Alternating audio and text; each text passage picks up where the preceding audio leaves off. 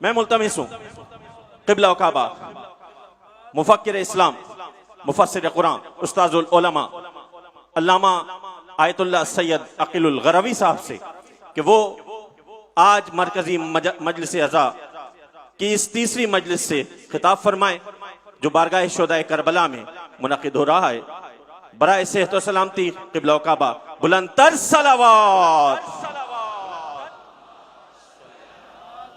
فاتحہ۔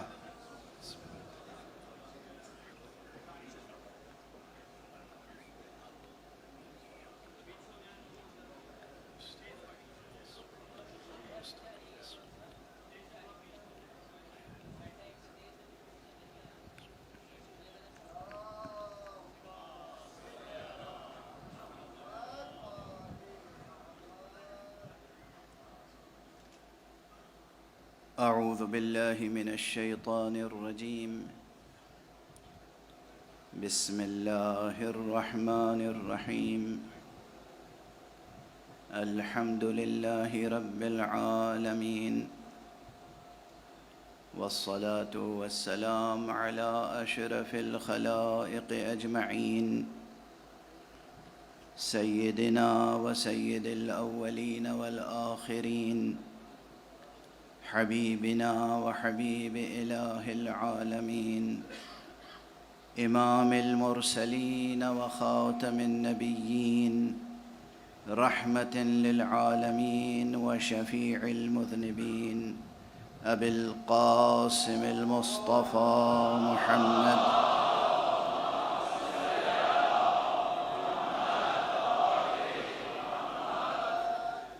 وعلى أهل بيته الطيبين الطاهرين الهداة المهديين المعصومين المظلومين واللعنة الدائمة على أعداء الحق والدين أما بعد فقد قال الله تعالى عز اسمه في محكم كتابه ومتقن خطابه بسم الله الرحمن الرحيم إن الذين آمنوا وعملوا الصالحات أولئك هم خير البرية جزاؤهم عند ربهم جنات عدن تجري من تحتها الأنهار خالدين فيها أبدا رضي الله عنهم ورضوا عنه ذلك لمن خشي ربه صدق اللہ العلی العظیم۔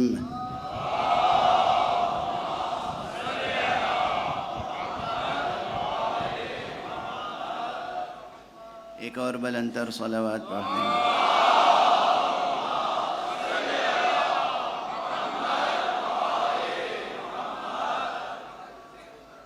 قرآن حکیم کا روشن سورہ سورہ مبارکہ بینہ وہ آپ کے ذہن و ضمیر کی رہنمائی کر رہا ہے، اور اس کی روشنی میں اس کی خصوصیت کے ساتھ اس سورے کی آخری 2 آیتوں کی روشنی میں امت اور امامت کے عنوان سے گفتگو کا سلسلہ جاری ہے۔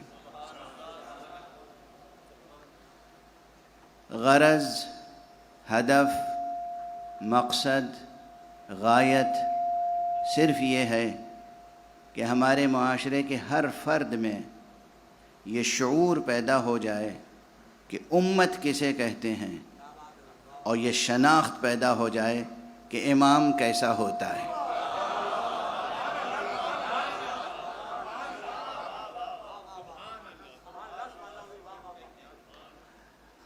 اور یہ ایک زندہ موضوع ہے۔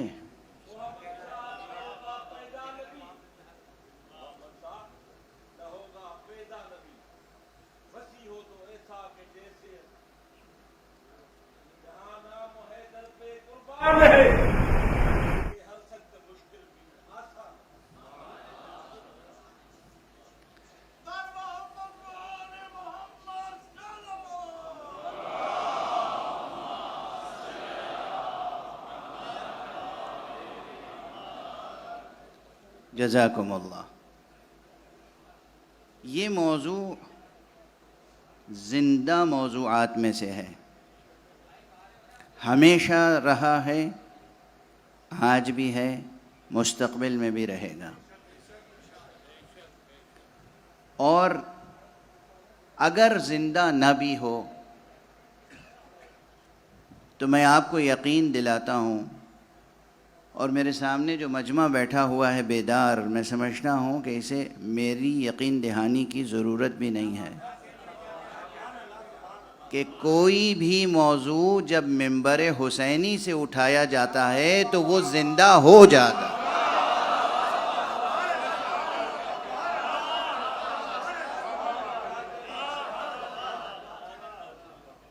ویسے تو یہ زندہ موضوع ہے، لیکن فرض کیجئے کہ کوئی شخص اسے زندہ موضوعات میں سے نہ سمجھتا ہو، تو جب یہ موضوع منبر پہ آ جاتا ہے تو ویسے ہی زندہ ہو جاتا ہے، اس لیے کہ سید الشہداء سے منسوب منبر یہ بھی زندگی تقسیم کرتا ہے۔ خدا کی قسم یہ بھی زندگی تقسیم کرتا ہے۔ اب بات تو کچھ اور عرض کرنا چاہ رہا تھا، لیکن بے اختیار ذہن میں آ گئی تو کہہ کے آگے بڑھوں۔ پہلی مجلس میں رموز میں سے ایک رمز کا تذکرہ ہوا تھا، اور میں نے کہا تھا یہ علم جو ہے یہ بھی ایک رمز ہے، ایک علامت ہے، ایک نشان ہے، ایک نشانی ہے، ایک آیت ہے۔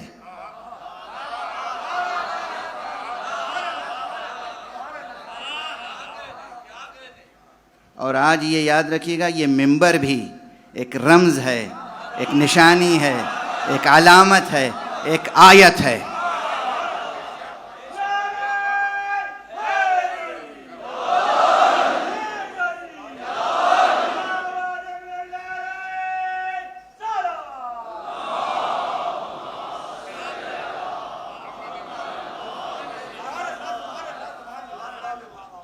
یہ ہماری تہذیب کی نشانیاں ہیں، یہ ہماری ثقافت کی بولتی ہوئی علامتیں ہیں۔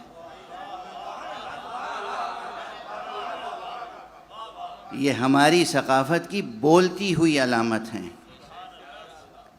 اور جس طرح علم پیغمبر نے سجا تھا نا، سج کے علی کو دیا تھا، ویسے ہی منبر بھی تو پیغمبر نے سجایا تھا۔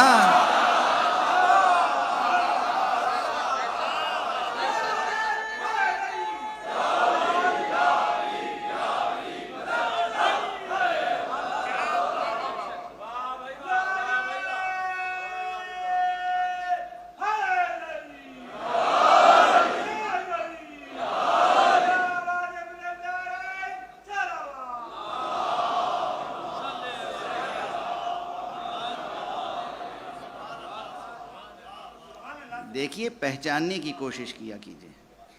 یونیورسٹیز میں لوگ سوشل سائنسز میں جب ریسرچ کرتے ہیں،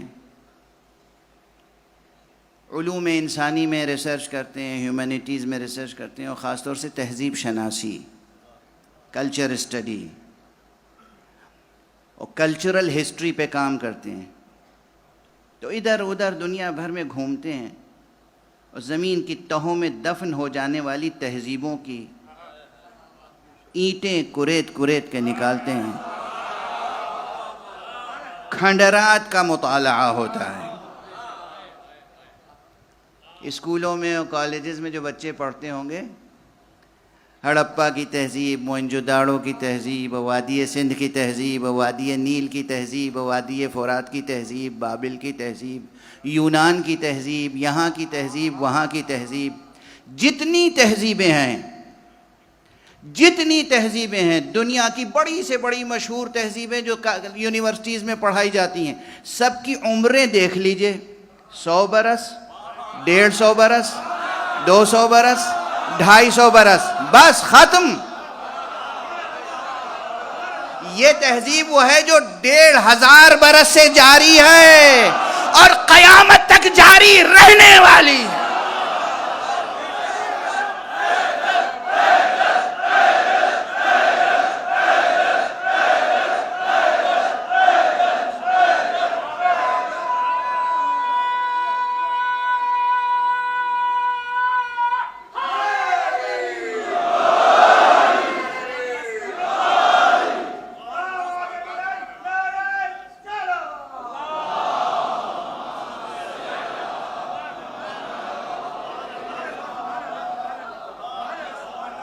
ذرا دیکھیں تو صحیح، تہذیبوں کا مطالعہ کریں، چلیے ہم بھی ساتھ چلتے ہیں۔ تہذیبوں کا بڑے بڑے مضبوط قلعے، مضبوط پتھروں سے، آہنی دیواروں سے، فولادی بنیادوں سے بنائے گئے قلعے، محلات، اور وہ منو مٹی کے نیچے دفن ہو گئے۔ ایک چیز موجود ہے نمایاں، مگر کیا ویرانی سی چھائی ہوئی ہے اس پر۔ اہرام مصر ہیں بہت اونچے، مگر ساکت، خاموش، ویران۔ ایک چیز پیغمبر نے بنائی ہی تھی صحرا میں، اونٹوں کے کجاوے سے بنائی تھی۔ دنیا نہ جانے کتنی آندھیاں چلاتی رہی، غبار اڑاتی رہی، مگر اس پر غبار بیٹھنے نہ پایا۔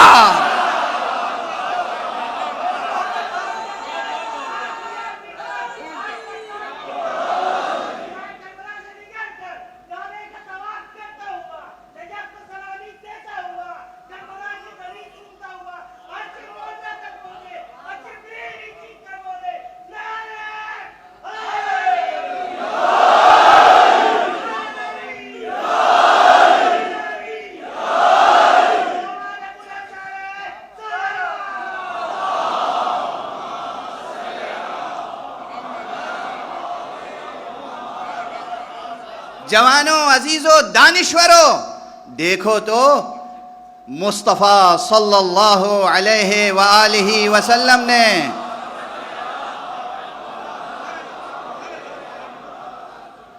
کیسی رچ اور کیسی زندہ تہذیب عطا کی ہے۔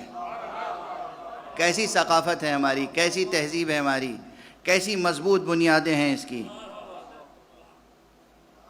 1500 برس تو گزر گئے نا۔ چیلنج کر رہا ہوں، دنیا میں کوئی تہذیب 200-250 برس سے زیادہ نہیں چلی۔ فرعونوں نے بنائے تمدن کے نظام، نمرودوں نے بنائے تمدنی نظام، وہ بھی نابود ہو گئے، ان کی تہذیب نابود ہو گئی، ان کی علامتیں نابود ہو گئیں۔ اور یہ تہذیب، اس کی زندگی اور قوت کا اندازہ کرو گے۔ فرعونوں نے اسے مٹانے کی کوشش کی، نمرودوں نے اسے مٹانے کی کوشش کی، یزیدوں نے اسے مٹانے کی کوشش کی۔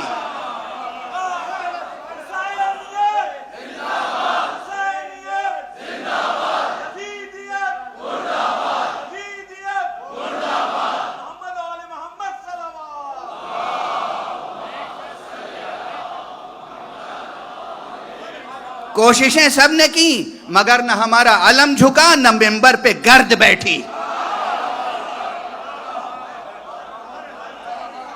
پرچم بھی لہرا رہا ہے، علم بھی ممبر سے بھی آوازیں بلند ہو رہی ہیں۔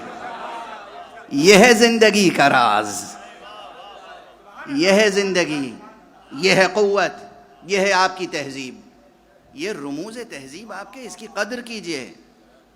اور ممبر تو وہ ہے، بنایا تھا حضور نے صحرا میں، مگر حکم حق سے بنایا تھا، کس محبت سے بنایا تھا، کس عشق سے بنایا تھا، کس امر الہی سے بنایا تھا۔ جو لوگ شبیہ بنانے کے منکر بھی ہیں، ہر مسجد میں شبیہ ممبر موجود ہے۔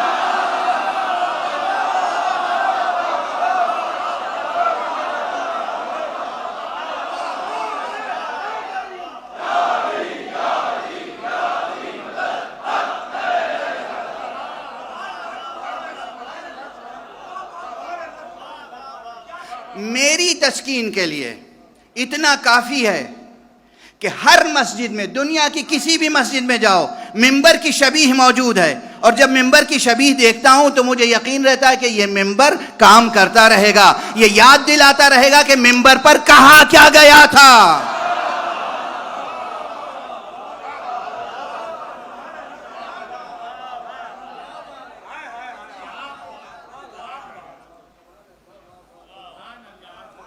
تو ممبر بھی ایک رمز ہے، ایک نشانی ہے، ایک علامت ہے، ایک آیت ہے ہماری تہذیب کی، ہماری امت کی، ہماری امت کا نشان ہے۔ اب وہ جملہ بار بار دوسرے بھی دہرا رہے ہیں، میں بھی کہہ چکا ہوں، لیکن پھر کہنے کا دل چاہ رہا ہے کہ اس علم کی کئی خصوصیتوں تو عرض کر چکا، 2 خصوصیتیں اور عرض کر دوں۔ بمبئی کی مجلسوں میں عرض کیا تھا میں نے، یہاں بھی عرض کر دوں کہ یہ جو ممبر ہوتا، یہ جو پرچم ہے، یہ اوپر سے اس طرح تکونا ہوتا ہے، اور اس طرح دامن اس کا نیچے آتا ہے، اس طرح سامنے رہتا ہے۔ کبھی غور کیا ہے دنیا کی کسی قوم، کسی قبیلے، کسی ملک اور کسی اور امت کا علم ایسا ہوتا ہے؟ نہیں ہوتا نا۔ ایک علم کی چھڑ ہوتی ہے، چوب علم، ایک اس میں پھریرا ہوتا ہے، وہ پھریرا ہوتا ہے ایسا پھریرا ہوتا ہے کہ جدھر کی ہوا چلتی ہے اسی طرف چلا جاتا ہے۔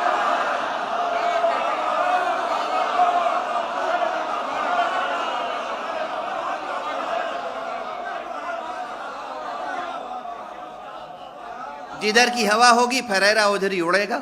یہ پرچم اس طرح بنایا گیا ہے، کیسی ہی ہوا آئے علم نہیں بدلے گا، ہوا پاش پاش ہو کے بکھر جائے۔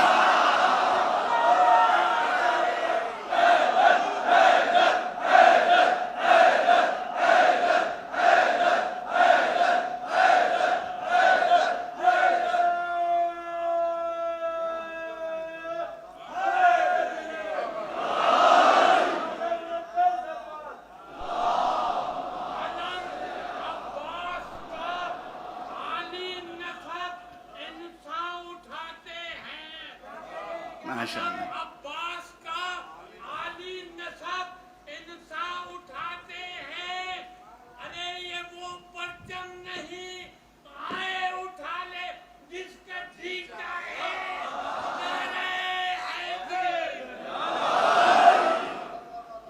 علم کی خصوصیت دیکھیں، کبھی کبھی بعض لوگ جو زیادہ گہرائی سے نہیں سوچتے اور جستجو نہیں کرتے، تحقیق نہیں کرتے، مطالعہ نہیں کرتے، میں کتابوں کا حوالہ دے دے کے اور عبارتیں دہرا کے ظاہر ہے کہ اپنے نوجوانوں اور بچوں کے ذہنوں پہ زیادہ بوجھ نہیں ڈالنا چاہتا۔ لیکچر کا مقام الگ ہوتا ہے، ممبر کی اس وقت گفتگو جیسے ہو رہی ہے وہ الگ ہوتی ہے، اس کا اسلوب۔ تو بعض حضرات علم پہ اعتراض کر دیتے ہیں۔ مجھ سے ایک صاحب نے کہا، بھلا بتائیے یہ علم وغیرہ وغیرہ، جو انہوں نے کہا میرا ضمیر گوارا نہیں کر رہا ہے کہ میں دہراؤں۔ میں نے ان سے کہا، حضرت آپ نے مطالعہ نہیں فرمایا اور فیلڈ اسٹڈی بھی نہیں کی؟ یہ علم،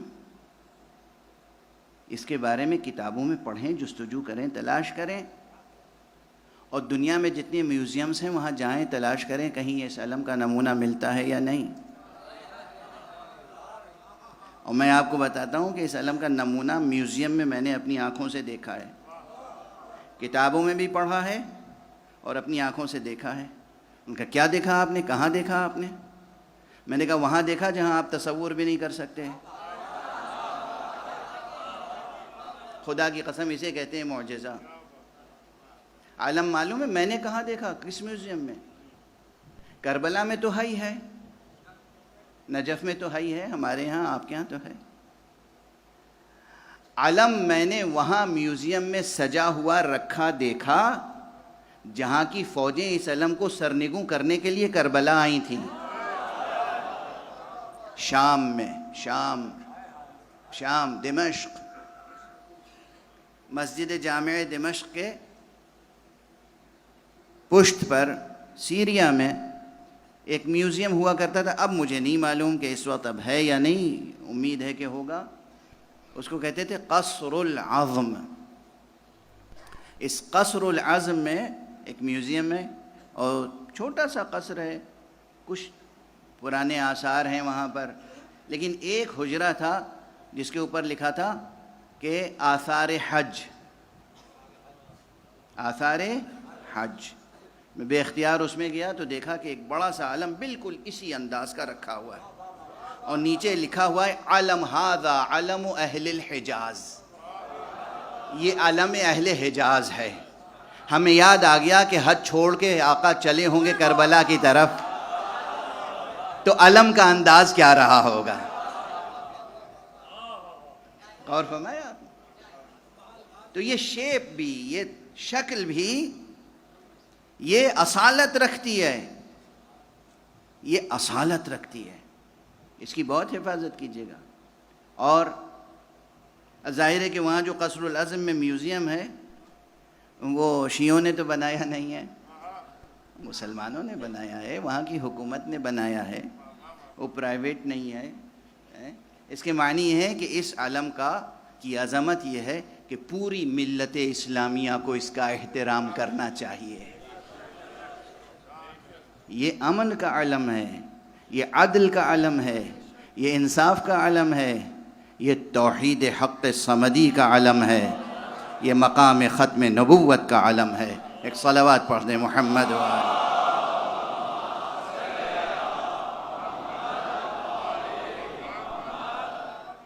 میں جو چاہتا ہوں ان 10 دنوں میں آپ کے سپرد کر کے جاؤں وہ یہ ہے کہ امت کا صحیح تصور قائم ہو جائے، امامت کا صحیح شعور بیدار ہو جائے اور اپنے رموز کو پہچاننا شروع کریں. رموز، ابھی گہرے درس تو شروع نہیں ہوئے، ابھی تو میں صرف علامتوں کی بات کر رہا ہوں. علامتوں کے پیچھے جو فلسفہ ہے اس کا تذکرہ نہیں چھیڑا ابھی، جو حکمتیں ہیں وہ نہیں چھڑی ابھی بات، جو عظیم ترین اہداف اور اقدار ہیں ابھی ان کا تذکرہ شروع نہیں ہوا ہے. یعنی ابھی یہ تمہید ہی میں گفتگو ہے. بات روشن ہو گئی یا نہیں؟ دنیا کے ایک بہت بڑے ملک جس کا نام سبھی کو یاد ہو گیا ہے تقریباً، اس کا لقب امام خمینی نے تو کچھ اور رکھا تھا، مگر بہرحال میں وہ لقب دہراتا نہیں ہوں، میں نہیں دہراتا، میں دل کو ٹھیس نہیں پہنچانا چاہتا، مگر پہچاننے والے پہچانتے ہیں. تو وہاں کے گورنر صاحب جو بغداد میں تشریف فرما تھے، کہاں؟ بغداد میں، انہوں نے ہمارے مرجع تقلید آیت اللہ العظمیٰ سیستانی کو کوشش کی بار بار کہ ملاقات کا وقت دے دیں. اب میرے پاس وقت نہیں. آپ سب جانتے ہیں کہ کتنے زائرین کے قافلے جاتے ہیں اور وہ عام زائرین سے ملتے ہیں، ملاقات کرتے ہیں، زائرین سے ملاقات کرتے ہیں، لیکن امریکہ کے گورنر سے ملنے کے لیے ان کا میرے پاس وقت نہیں ہے. ایک دن یہ ہوا کہ وہ بغیر آقا کو اطلاع دیے ہوئے، ان کے آفس کو اطلاع دیے ہوئے نجف پہنچ گئے اور جا کے ان کا کہ بس اندر سے جواب آیا مشغول ہیں، وقت نہیں ہے. واپس. اس کے بعد کیا ہوا یہ بتانا ضرور. یہ سب دین ہے، یہ سب دین کا حصہ ہے، یہ سب ہمارے کلچر اور ثقافت اور تہذیب کا حصہ ہے. انہوں نے جا کے 15 صفحے کا ایک خط لکھا، عراق کے حالات یہ ہیں اور یہ ہیں اور یہ ہیں، اور پوری دنیا کے حالات یہ ہیں، اور پڑوسی ممالک کے حالات یہ ہیں، اس میں ہمیں یہ کرنا چاہیے اور آپ سے یہ درخواست ہے اور وہ درخواست ہے. ان کے دفتر سے کیا جواب آیا؟ 3 لفظیں، 3-4 لفظیں، چھوٹی سی سطر، وہ 15 صفحے کا جواب. عراقی عوام پر چھوڑ دیں والسلام.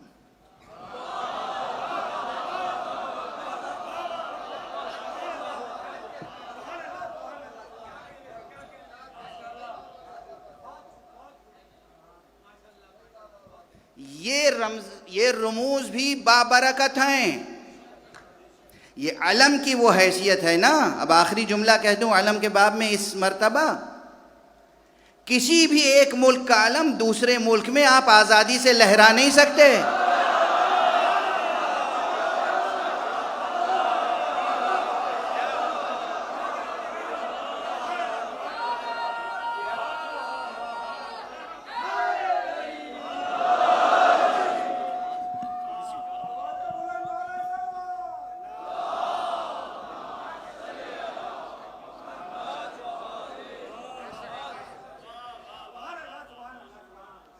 بھارت کا علم کوئی پاکستان میں اپنے گھر پہ لگا لے, کیا حشر ہوگا اس کا؟ پاکستان کا علم بھارت میں لگا لے, کیا حشر ہوگا اس کا؟ کسی بھی ملک کا علم کہیں لگا لے کوئی پرچم, فلیگ, کیا حشر ہوگا؟ یہ تنہا اس علم کو اعزاز حاصل ہے. کرۂ ارض پر کوئی ملک ایسا نہیں ہے, کوئی شہر ایسا نہیں ہے جہاں آزادی کے ساتھ یہ لہرا نہ رہا ہو.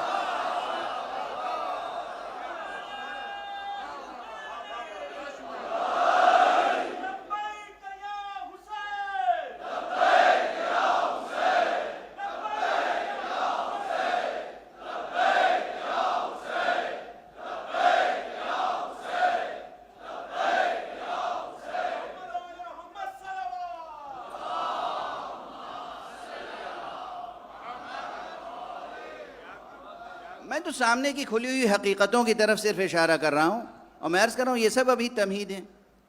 اب پھر ایک جملہ کہوں, کیا عظیم تہذیب دی ہے سرکار رسالت مآب نے, اور کیسے پاکیزہ اور متبرک اور مؤثر علامتیں دی ہیں کہ ہر دل, ہر فرد, ہر ملک دل کھول کے انہیں قبول کر لیتا ہے. کیا برکتیں ہیں ان سے وابستہ, ان رموز سے, ان علامتوں سے, ان نشانیوں سے. کیا برکتیں ہیں ان میں, کیا اثرات ہیں ان میں, کیا آثار ہیں ان میں. جہاں چاہو آزادی سے یہ علم لگاؤ. اسی لیے میں اس علم کو مملکت الہی کا علم کہتا ہوں.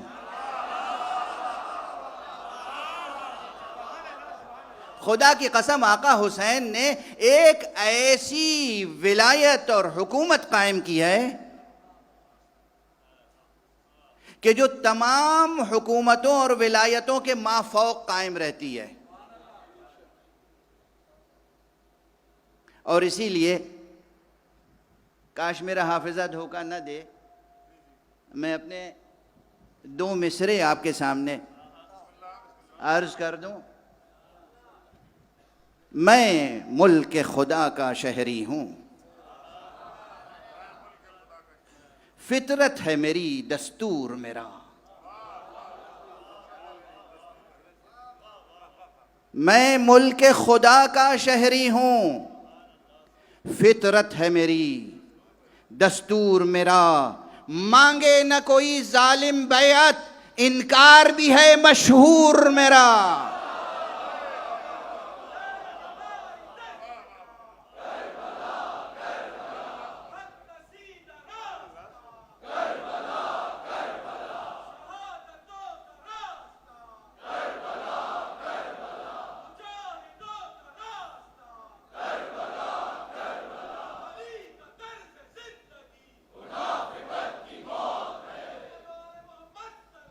اللہم صلی علی محمد وآلہ. اب سمجھے, جیسے علم کی حفاظت کرتے ہیں, جیسے ممبر کی حفاظت کرتے ہیں, جیسے عزاخانوں کی حفاظت کرتے ہیں, جیسے مسجدوں کی حفاظت کرتے ہیں, ویسے ہی اپنے علماء, مراجع, فقہا, مقام ولی فقیہ, یہ رموز ہیں, یہ رموز ہیں. جس طرح علم دنیا کے تمام ملکوں میں لہرایا جاتا ہے, اسی طرح ایک مرد درویش ایک مرکز پر بیٹھ کر دنیا بھر میں وہ اثر رکھتا ہے, وہ نفوذ رکھتا ہے. اس کے فتوے میں وہ طاقت ہے کہ دنیا کی بڑی بڑی حکومتیں سرنگوں ہو جاتی.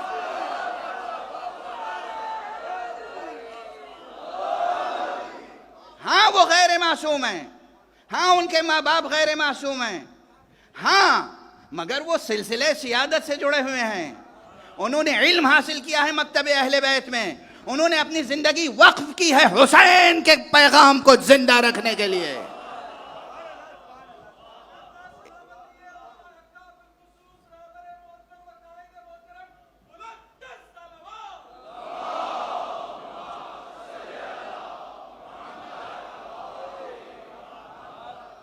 اپنے رموز کو پہچانے. یہ رموز، یہ فقہا، یہ علماء، یہ مجتہدین ورثہ داران علوم آل محمد ہیں. یہ آکسفورڈ سے، کیمبرج سے، ہارورڈ سے پڑھ کے نہیں آئے ہیں.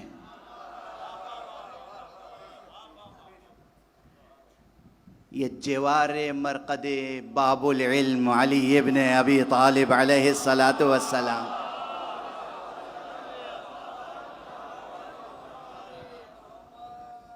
کہ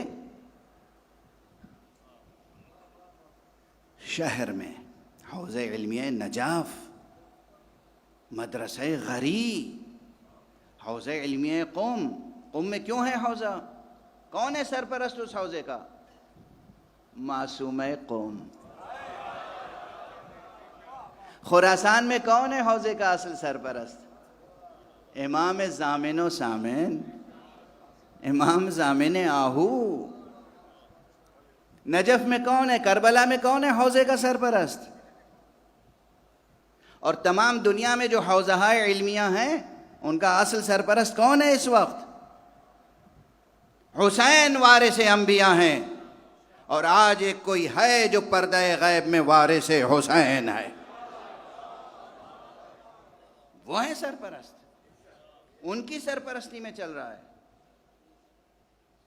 اچھا ایک بات اب آ گئی ہے تو کہہ دوں، یہ امت کے زندہ مسائل میں سے ہے. چونکہ دشمن جب پروپیگنڈا کرتا ہے، شورشیں کرتا ہے، ذہنوں کو مسموم کرتا ہے، جوانوں کو، عزاداروں کو، معصوم لوگوں کو، جو بے خبر لوگ ہیں ان کو گمراہ کیا جاتا ہے. مثلا خمس کا مسئلہ ہے. یہ مراجع تقلید، بس ساری دنیا سے خمس آتا ہے ان کے پاس. اور ان کا مصرف کیا ہے؟ جواب سن لیجئے، یہ بھی ہمارے زندہ مسائل میں سے ہے. پہلے یہ بتائیے کہ فقہ جعفری میں خمس ہے یا نہیں ہے؟ جب ہے تو یہ ہمارے فقہ، ہمارے دین، ہمارے مذہب کا مسئلہ ہے. اور خود قرآن مجید میں خمس کا ذکر ہے یا نہیں ہے؟ اصل خمس دین اسلام میں موجود ہے. یعنی روئے زمین پہ کوئی مسلمان خمس کی فقہی شرعی حیثیت کا انکار نہیں کر سکتا. صرف اس کی محدودیتیں الگ الگ ہیں. کسی نے کسی چیز پہ خمس کو واجب سمجھا ہے، کسی نے کسی چیز پہ خمس کو واجب سمجھا ہے. اس میں بھی سنی شیعہ فرق نہیں ہے. نان ایشو کو ایشو نہ بنایا کیجئے. میں تمام عالم اسلام کی بات کر رہا ہوں. خمس ثابت ہے، کسی نے کسی چیز پہ خمس کو واجب سمجھا، کسی نے کسی چیز پہ. یہ اختلاف رائے کی اپنی وجہیں الگ ہیں، ٹھیک ہے.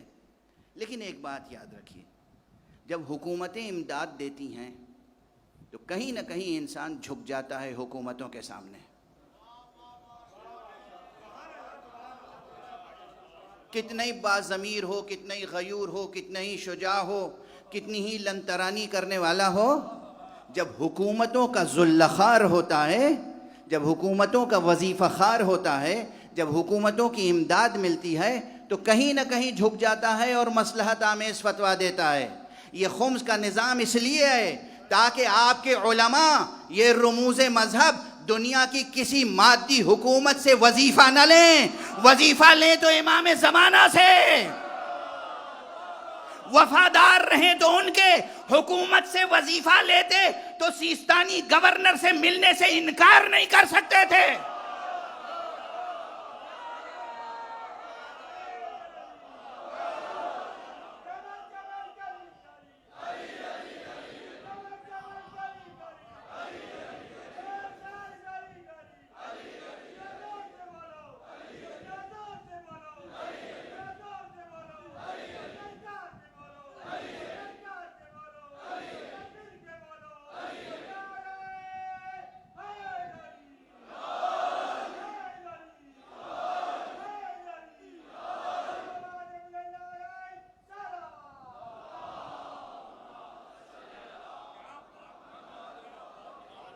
جو ان سے امداد لے گا، جو ان سے تنخواہ لے گا، جو ان سے روٹی لے گا، وہ انکار نہیں کر سکتا نا. تجربے تو آپ کو خوب ہیں سامنے، میں مثالیں کیا دوں؟ میں کیا مثالیں دینے کی ضرورت ہے؟ جو ان سے امداد لے گا وہ انکار نہیں کر سکتا. پھر خامنئی کی زبان پہ انکار کیسے آ جاتا ہے؟ پھر سیستانی کی زبان پہ انکار کیسے آ جاتا ہے؟ پھر خوئی کی زبان پہ انکار کیسے آ گیا تھا؟ پھر محسن حکیم کی زبان پہ انکار کیسے آ گیا تھا؟ پھر ابو الحسن اصفہانی کی زبان پہ انکار کیسے آ گیا تھا؟ پھر شیخ الشریعت اصفہانی کی زبان پہ انکار کیسے آ گیا تھا؟ پیٹ پہ پتھر باندھ لیں گے مگر ان سے تنخواہ نہیں لیں گے. ملے گا خمس کا پیسہ تو بقدر رمق جاں استعمال کریں گے. امت کو پروان چڑھائیں گے، شریعت کی حفاظت کریں گے. تمہاری سیاست کے آگے مصطفیٰ کی شریعت کو جھکنے نہیں دیں گے.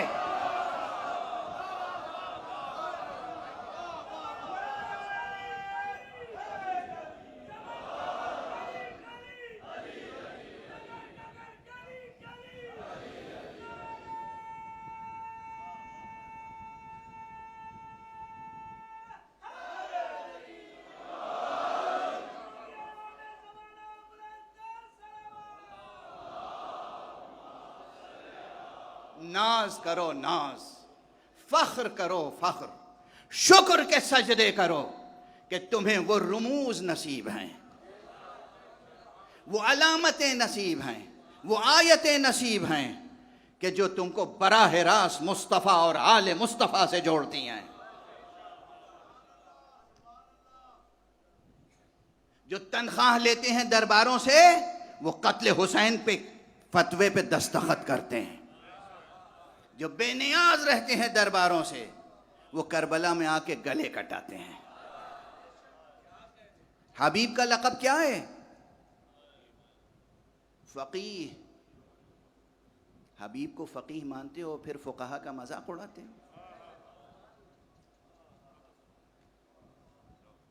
بہت بڑا مرتبہ ہے حبیب کا، بہت بڑا مرتبہ ہے. لیکن حبیب کو آقا حسین نے لکھا ہے الی الرجل الفقیہ. کیوں لکھا الی الرجل الفقیہ؟ بچپن کے دوست تھے، کہتے تھے حبیبی حبیب، حبیبی حبیب، صدیقی حبیب. اس میں زیادہ اپنائیت تھی،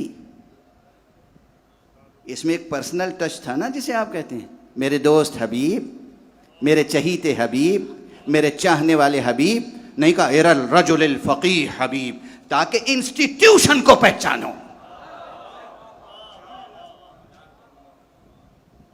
انسٹیٹیوشن کو پہچانوانا تھا، ادارے کو پہچانوانا تھا، منصب کو پہچانوانا تھا. جب بھی کوئی حسین بلند ہوگا، پردہ غیب سے جب بھی آخری حسین سامنے آئے گا، کون تمہیں لے جائے گا اس لشکر میں شامل کرنے کے لیے؟ یہی فقہا تربیت کر کے ساتھ لے جائیں گے. یہ آؤ ہمارے امام زمانہ آ گئے ہیں، اب ان کی بیعت کرو، اب ان کی دست بوسی کرو، اب براہ راست ان سے احکام لو. اس رمز کو ضائع نہ ہونے دیں. کچھ لوگ جہالت میں ہیں، کچھ لوگ سفاہت میں، اور کچھ لوگ باطل کی سفارت میں. مگر جو لوگ بھی کچھ کر رہے ہیں نادانی کر رہے ہیں. دونوں چیزوں کا تعلق ہے ایک دوسرے سے، عزاداری کا اور حوزہ علمیہ کا. حوزہ علمیہ دین اسلام کی علمی روایت کا پاسدار ہے. عزاداری ایک سماجی قلعہ ہے. عزاداری وہ قلعہ ہے جس کے اندر اسلام محفوظ ہے. دونوں کا ایک دوسرے سے تعلق ہے. وقت مثالوں میں گزر گیا، مجھے افسوس ہے، لیکن ایک دو جملے اور عرض کر کے بس گفتگو کو تمام کرتا ہوں. بات ہو رہی تھی کہ یہ علم رمز ہے. پیغمبر سے چلا تو کہاں پہنچا؟ علی کے پاس. ممبر رمز ہے، پیغمبر نے بنایا اور خود منبر پہ تشریف لائے اور پھر اپنے ساتھ کس کو لائے؟ علی کو لائے۔ ذرا غور فرمائیے گا، جتنے رموز ہیں سب وابستہ مصطفیٰ و مرتضیٰ ہیں، سب وابستہ مصطفیٰ و مرتضیٰ ہیں۔ اور یوں مجھے اب بالکل چونکہ طاقت اس وقت ساتھ نہیں دے رہی ہے، اس لیے ایک شعر شاعر سفینہ مرحوم و مغفور قاسم شبیر نقوی نصیر آبادی کا پڑھ کے اور فضائل کا سلسلہ یہاں روکتا ہوں۔ منبر کا تذکرہ تھا تو انہوں نے کیا اچھی بات کہی، جو لوگ ائمہ خدا کے مقابلے میں اٹھے یا اٹھتے رہتے ہیں ان کو للکارا ہے انہوں نے، اور کہا ہے بیان اپنی بڑائی کا یوں کہیں بھی کرو، بیان اپنی بڑائی کا یوں کہیں بھی کرو، مگر غدیر کا منبر کہاں سے لاؤ گے؟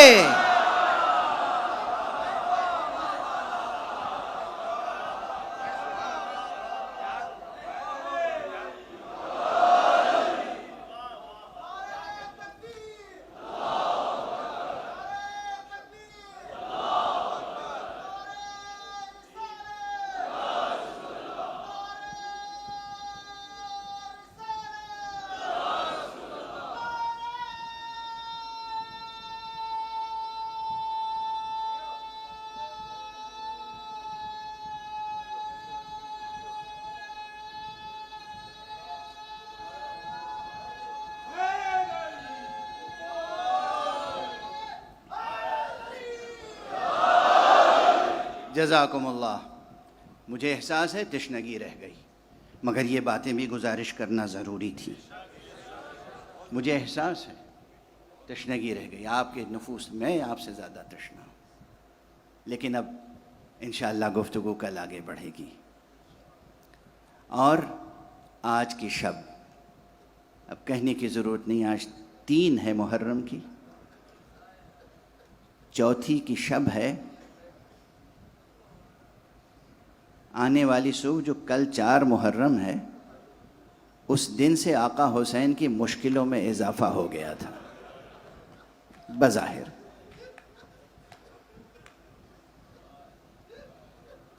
بات لشکر میں اضافہ ہو گیا تھا، بات لشکر میں اضافہ ہو گیا تھا۔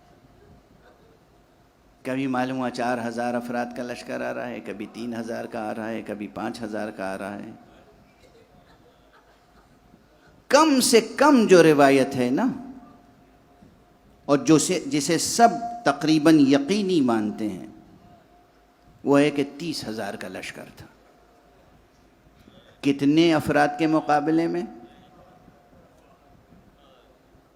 روایتیں مختلف ہیں، 1 لاکھ تک لشکر بتایا جاتا ہے، 1.25 لاکھ تک بتایا جاتا ہے، اور ان تمام اقوال کی تحلیل اور تجزیے کا میں ذمہ دار ہوں، میں کسی قول کو اس میں سے رد نہیں کرتا ہوں، لیکن اس وقت مقام جدل میں تسلیم کرتا ہوں 30,000 کا لشکر تھا۔ 30,000 کتنے افراد کے مقابلے میں؟ 72۔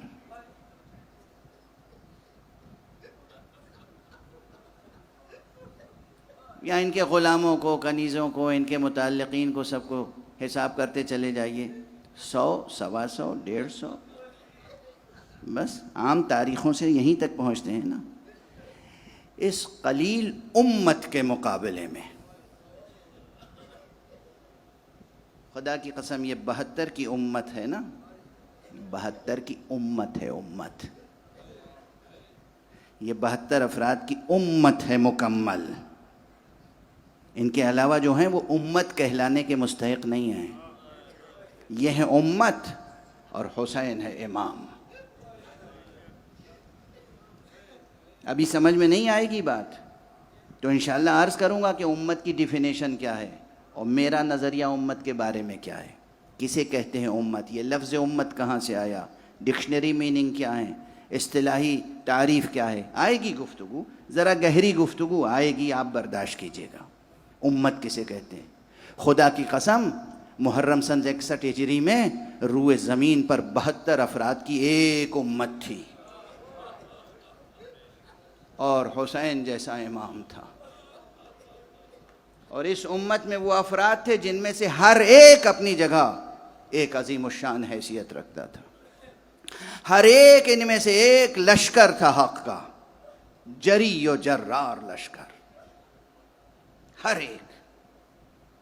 آج یہاں آپ کے عزا خانے میں چند شبیہیں لائی جائیں گی جس طرح کل شب لائی گئی تھیں. ایک بڑا تابوت ہوگا، دو چھوٹے چھوٹے تابوت.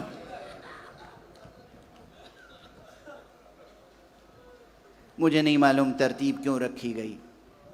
یہ شبیہیں کل لائی جانی چاہیے تھیں یا پہلی محرم کو لائی جانی چاہیے تھیں، کیونکہ اس میں ایک شبیہ وہ ہے کہ جو سفیر حسین حضرت مسلم ابن عقیل کے تابوت کی شبیہ ہے، اور دو شبیہ ہیں جناب مسلم ابن عقیل کے بچوں کی شبیہ. اجرکم علی اللہ. کیا علم ناکی ہے اس تذکرے میں کہ ہم بس نام لیتے ہیں اور دل خون کے آنسو رونے لگتا ہے. کربلا کے واقعے کو بیان کرنے میں کبھی کسی مبالغے کی ضرورت ہے ہی نہیں. اولاً سچ کی تاثیر، پھر غم کی تاثیر. کیا علم ناکی ہے، کیا شدت کا سوز و گداز ہے، کیا دل جلتے ہیں، کیا دل کی آنکھیں روتی ہیں. صرف نام سامنے آ جاتا ہے جب کسی باضمیر باحمیت عشق سے لبریز انسان کے سامنے حسین کا نام لے لیجئے، مسلم کا نام لے لیجئے، عباس کا نام لے لیجئے. ایک نام پوری کتاب ہے، ان میں سے ایک ایک نام مکمل کتاب ہے، اور ایسی کتاب جس میں اب کوئی تحریف ممکن نہیں ہے. اب ان کتابوں میں تحریف ممکن نہیں ہے. یہ فکری نکات ہیں جو عرض کر رہا ہوں چھوٹے چھوٹے جملوں میں، یاد رکھیے گا اسے. لیکن اس وقت بس آپ ماتم کے لیے تیار ہیں، گریے کے لیے تیار ہیں، اور میرے سر پر بھی یہ امامہ بار ہو رہا ہے. مصائب میں عموماً میں امامہ اتار دیتا ہوں، لیکن ہمارے بچوں نے پوچھا کہ کوئی ایک علامت بتا دیجئے کہ جب ہم شبیہیں لے کے آئیں. تو ہم نے کہا کہ بھئی دیکھو، پرانے ہمارے جو اساتذہ تھے، بزرگ علماء، وہ جب مصائب پڑھتے تھے تو یہ طریقہ تھا کہ جب سر سے امامہ اتار لیتے تھے تو شبیہ لے کے آ جاتے تھے. تو میں بھی اسی کی پابندی کروں گا.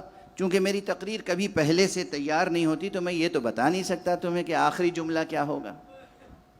آخری جملہ کیا ہوگا یہ میں نہیں بتا سکتا. تو اس لیے جبر کیے ہوئے ہوں. سر پہ امامہ ہے، جی چاہ رہا ہے کہ سر و سینہ پیٹوں.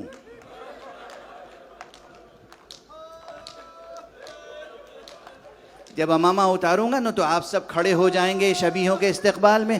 سب کی زبان پہ یا حسین ہوگا، سب کی زبان پہ نالہ و فریاد ہوگی، نالہ ہوگا، فریاد ہوگی. لیکن اس لیے میرا جی چاہ رہا ہے کہ خود اپنا سینہ کوٹ لوں کہ مسلم وہ ہے جسے قصر عمارہ کی بلندی سے جب گرایا گیا تو بدن مبارک کی ہڈیاں ٹوٹ گئیں.